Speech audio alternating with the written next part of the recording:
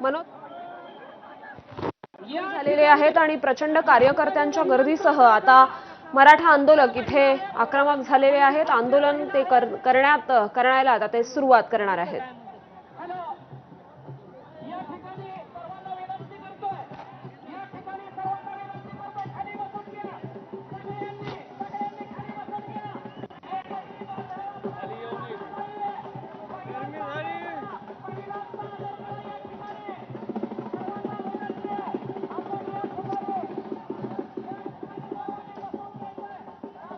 तर मनोज जरांगे हे आता आझाद मैदानात आंदोलन स्थळी दाखल झालेले आहेत आणि प्रचंड मोठ्या कार्यकर्त्यांच्या संख्येसह ते आता आंदोलनाला सुरुवात करतील आणि सध्या इथे मोठ्या संख्येने कार्यकर्ते जमलेले आहेत। प्रचंड उत्साह आहे, घोषणाबाजी सध्या या कार्यकर्त्यांकडून होते आणि आता मनोज जरांगे काय बोलणार याची उत्सुकता सगळ्यांनाच लागून राहिलेली आहे।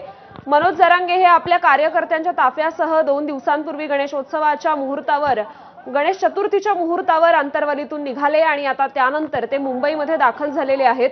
आझाद मैदानावरचं त्यांचं आजचं आंदोलन हे महत्त्वाचं ठरणार आहे। आज कोर्टाकडून काही अटी शर्तींसह मनोज जरांगेंना एका दिवसाच्या आंदोलनाची परवानगी मिळालेली आहे आणि आता त्यानंतर मनोज जरांगेंकडून सुद्धा पोलिसांना आणि त्याचबरोबर प्रशासनाला हमीपत्र सादर करण्यात आलेले आहे। कायदा सुव्यवस्थेला कुठेही गालबोट लागणार नाही अशा प्रकारची हमी मनोज जरांगेंकडून देण्यात आलेली आहे आणि आता त्या पार्श्वभूमीवर मुंबईत मोठा पोलीस बंदोबस्त तैनात करण्यात आलेला आहे। वाहतुकीत सुद्धा अनेक बदल करण्यात आलेले आहेत आणि आता आझाद मैदान हे मराठा आंदोलकांनी भरून गेलेले आहे। कोर्टाने 5000 आंदोलकांची मर्यादा ठरवून दिली होती आणि आता हे मैदान खचाखच भरलेले आहे। त्याचबरोबर या संदर्भातली महत्त्वाची सूचना देखील आली होती। आंदोलक आता हे टप्प्याटप्प्याने या मैदानात दाखल होणार आहेत। सध्याचे 5000 आंदोलक हे आता काही वेळानंतर बाहेर पडून नवीन 5000 आंदोलक मैदानात येतील असा बंदोबस्त पोलिसांकडून करण्यात आलेला आहे आणि सध्या प्रचंड मोठ्या गर्दीने सध्या हे मराठा आंदोलक इथे जमलेले आहेत आणि आंदोलन स्थळावरून अधिक अपडेट्स देतील आपले प्रतिनिधी वेदांत नेब। वेदांत,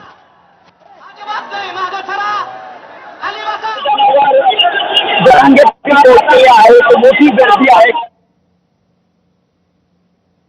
मानना याकडे पर्यंत लक्ष आहे आणि ते आझाद मैदान भरलेलं आहे। 5000ची खरं तर अट आहे, मात्र आपण जर आता सगळे सध्या बघितलं मोठ्या संख्येनं आझाद मैदानावर पोहोचलेले आहेत आणि इथे घोषणाबाजी केली पाहत होते जरांगे आपली पुढची भूमिका मागतील सगळे स्थितीत जर बघितलं तर कार्यकर्ते अगदी राज्यातल्या कानाकोपऱ्यातून आलेले हे कार्यकर्ते मराठा बांधव जे ओबीसी मधनं आरक्षणाची मागणी करतायत आणि त्यासाठी आपण बघतोय कशा प्रकारे सगळीकडे सगळ्या छोट्या परिधान करून एकत्र आलेले आहेत आणि जरांगे आता जेव्हा इथे आसनस्थ होतील तेव्हा नेमकी काय भूमिका मांडली जाते त्या निश्चितच बसण्याची व्यवस्था केलेली आहे आणि त्यानंतर ते सर्व जे कार्यकर्ते आहेत आपले भूमिका करणार आहे। 1 दिवसाची परवानगी दिलेली आहे आणि मनोज जरांगे पाटील आपण दुसरं की प्रकारे आता पुढे छत्रपती अभिवादन करणार आहेत आणि सध्या मनोज जरांगे पाटील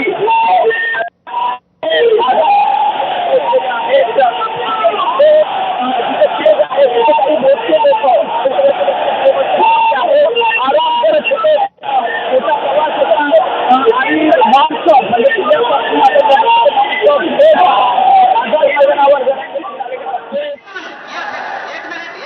तर वेदांत नेब आपले प्रतिनिधी आपल्याला अपडेट्स देत होते आणि सध्या मनोज जरांगे हे आंदोलन स्थळी दाखल झालेले आहेत। प्रचंड गर्दी सध्या आझाद मैदानात आहे आणि आंदोलकांनी हे मैदान भरून गेलेले आहे।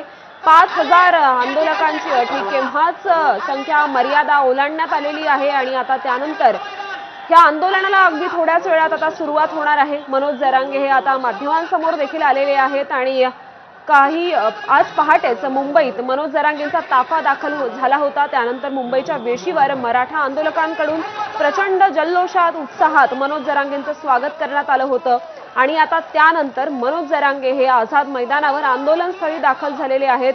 शिवाजी महाराजांच्या पुतळ्याला ते आता अभिवादन करतील, पुष्पहार अर्पण करतील आणि आता त्यानंतर या आंदोलनाला सुरुवात होईल।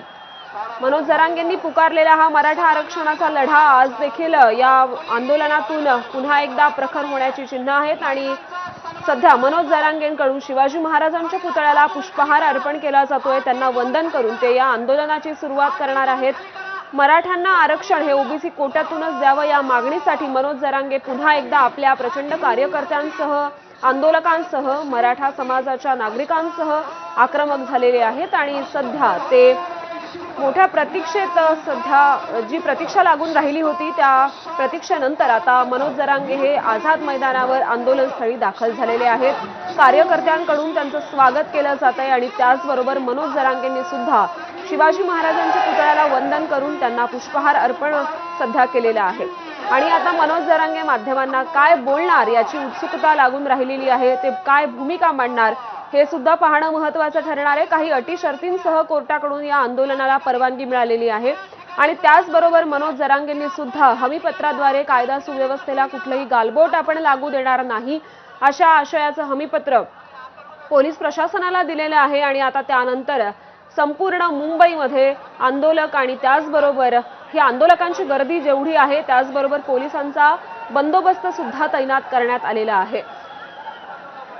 भगवे फेटे घालून, भगव्या टोप्या घालून हे आंदोलक सध्या आझाद मैदानावर दाखल झालेले आहेत आणि हे सध्या भगवं वादळ मुंबईमध्ये धडकलेलं आहे।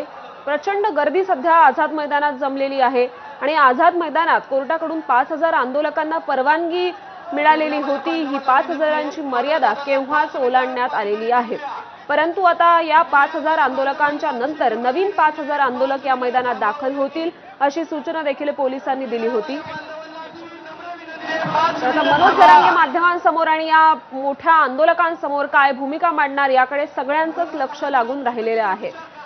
ओबीसी कोट्यातूनच मराठ्यांना आरक्षण मिळावं या मागणीवर मनोज जरांगे हे ठाम आहेत आणि त्यानंतर सरकारकडून मात्र या संदर्भात भूमिका घेण्यात आली होती। ओबीसी कोट्यातून आरक्षण